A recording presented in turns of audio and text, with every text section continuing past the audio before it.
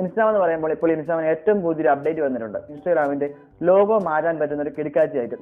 അതുകൊണ്ട് തന്നെ ഇപ്പോൾ റീൽസിനും ജനപ്രീതി ഏറിക്കൊണ്ടിരിക്കുകയാണ്. പക്ഷെ കുറച്ചുകൂടി നല്ല രീതിയിൽ സ്റ്റോറി മേക്കാനായിട്ട് ഈ സംഭവങ്ങളൊക്കെ നമ്മളെ സഹായിക്കുന്നതായിരിക്കും. അത് വളരെ ബോറായിട്ടെങ്കിൽ മതി, അതൊക്കെ ഡ്രാഗ് ചെയ്ത് പിടിക്കുക. അപ്പോൾ തന്നെ നമസ്കാരം എല്ലാവർക്കും, പുതിയൊരു വീഡിയോയിലേക്ക് സ്വാഗതം. ഞാൻ നിങ്ങളുടെ സ്വന്തം നോട്ടി പ്രൊഫസർ.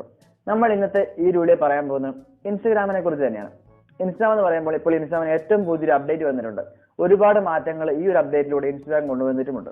അപ്പോൾ ഈ ഇൻസ്റ്റാഗ്രാം എന്ന് പറയുന്നത് നമുക്കറിയാം, അത് ഫേസ്ബുക്കിന് കീഴിലുള്ള ഒരു സോഷ്യൽ മീഡിയ പ്ലാറ്റ്ഫോമാണ്.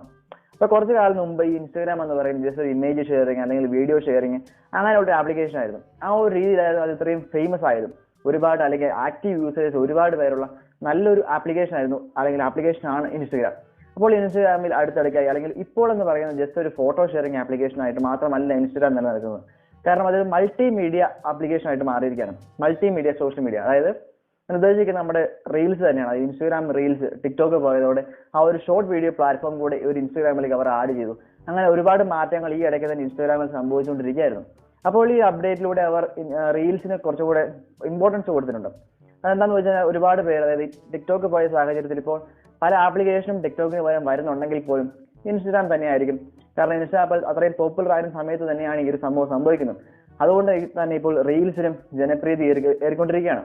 ഒരുപാട് പേർ അവർ അക്കൗണ്ടിലൂടെ ഒരുപാട് റീൽസ് വീഡിയോസ് ഇപ്പോൾ ഇൻസ്റ്റാഗ്രാമിലേക്ക് അപ്ലോഡ് ചെയ്തു കഴിഞ്ഞു. അതുകൊണ്ട് തന്നെ റീൽസ് എന്ന് പറയുന്ന ഒരു സംഭവത്തിന്, ഷോർട്ട് വീഡിയോ പ്ലാറ്റ്ഫോമിന് ഇൻസ്റ്റാഗ്രാമിന് വളരെയധികം പ്രാധാന്യം കൊടുക്കുന്നുണ്ട്. അതുകൊണ്ട് തന്നെ ഈ ഒരു അപ്ഡേറ്റിലൂടെ അതിന് പ്രത്യേകം ഒരു ടാബ് കൊടുക്കുകയും അതിന് വളരെയധികം പ്രാധാന്യം കൊടുക്കുകയും ഒക്കെ ചെയ്തു.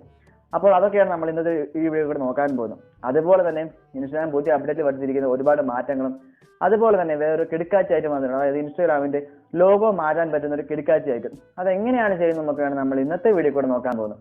അപ്പോൾ നമുക്ക് വീഡിയോയിലേക്ക് പോകാം.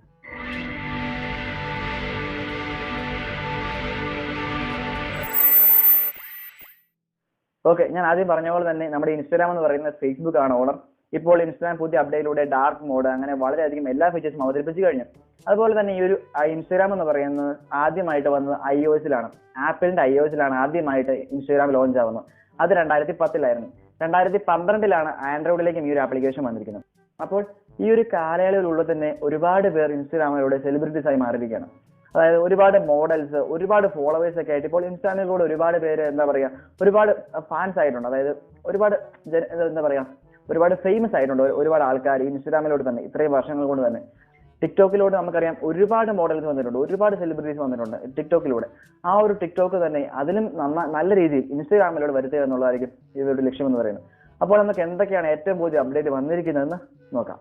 ഞാനിപ്പോൾ പറയുന്നതെല്ലാം ഒരുപാട് വലിയ കാര്യങ്ങളൊന്നുമല്ല. നമ്മൾ ജസ്റ്റ് ആ ഒരു ഇൻസ്റ്റാഗ്രാം ഓപ്പൺ ചെയ്യുമ്പോൾ, അപ്ഡേറ്റ് ചെയ്തതിനു ശേഷം ജസ്റ്റ് ഓപ്പൺ ചെയ്യുമ്പോൾ പെട്ടെന്ന് കണ്ടുപിടുന്ന സാധനങ്ങൾ മാത്രമാണ് ഞാനിപ്പോൾ പെട്ടെന്ന് പറഞ്ഞു തരുന്നത്.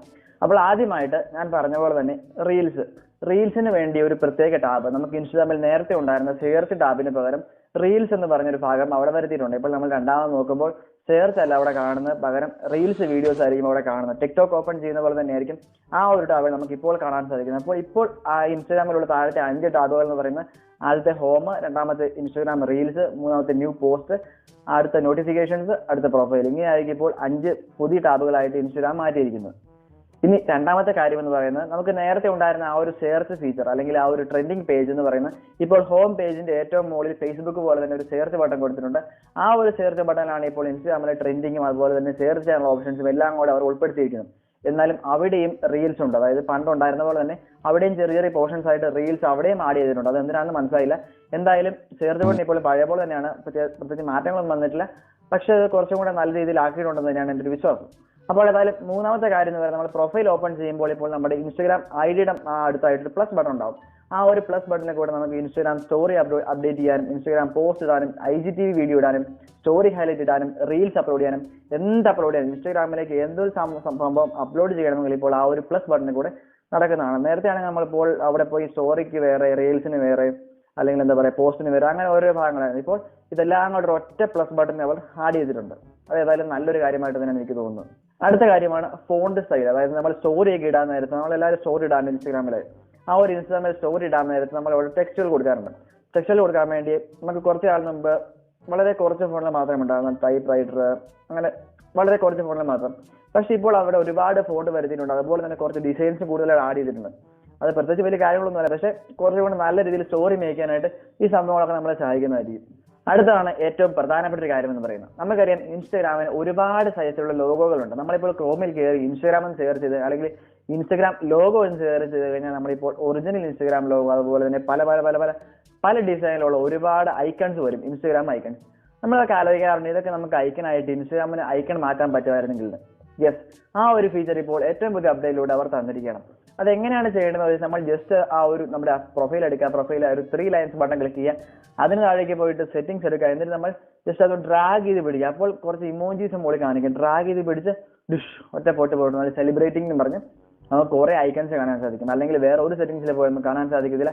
അതുകൊണ്ട് തന്നെ ഈ ഒരു സംഭവം അറിയെങ്കിൽ മാത്രമേ ഐക്കൺ മാറ്റാൻ സാധിക്കൂ. ജസ്റ്റ് നമ്മൾ താഴെ ഡ്രാഗ് ചെയ്ത് പിടിക്കുക, അപ്പോൾ തന്നെ പടക്കമൊക്കെ പൊട്ടുന്നത് ജസ്റ്റ് ഒരു സെലിബ്രേഷൻ സംഭവം കാണിക്കും, കുറെ ഐക്കൺസ് കാണിക്കും. പക്ഷെ അവിടെ ചെറിയ പ്രശ്നമുണ്ട്. അതായത് നമ്മൾ ഇൻസ്റ്റാഗ്രാമിൽ ലോഗോ അങ്ങ് മാറ്റുകയില്ല, പകരം ചെറിയൊരു ഷോർട്ട് കട്ട് ആഡ് ചെയ്യുക. നമ്മളിപ്പോൾ ക്രോമിൽ പോവുകയാണെങ്കിൽ ഏതെങ്കിലും വെബ്സൈറ്റിന്റെ ഒക്കെ ഹോം സ്ക്രീനിലേക്ക് ആഡ് ചെയ്യാൻ പറ്റുള്ളൂ.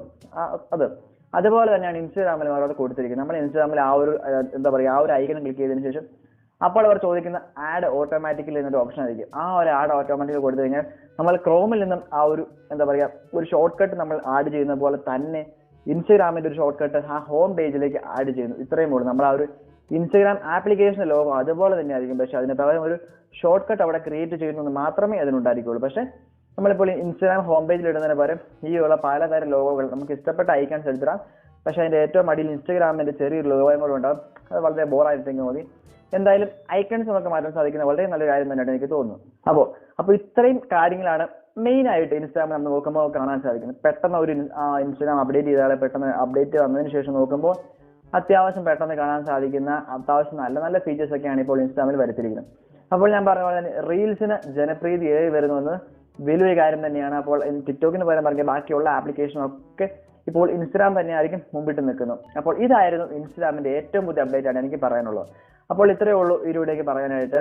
അപ്പോൾ വീഡിയോ അവസാനിപ്പിക്കാൻ പോവുകയാണ്. വീഡിയോ ഇഷ്ടമായെങ്കിൽ വീഡിയോ ഒന്ന് ലൈക്ക് ചെയ്യുക. എന്തെങ്കിലും സംശയങ്ങൾ അഭിപ്രായങ്ങളൊക്കെ ഉണ്ടെങ്കിൽ താഴെ കമന്റ് ചെയ്യുക. ഇനി ഈ ചാനൽ ഇഷ്ടപ്പെട്ടാൽ ചാനൽ സബ്സ്ക്രൈബ് ചെയ്ത് നോക്കുക, നോട്ടിഫിക്കേഷൻ ബെൽ ഓൾ ആക്കിയിടുക. അപ്പോൾ നമുക്ക് അടുത്തൊരു വീഡിയോ കാണാം. ബൈ.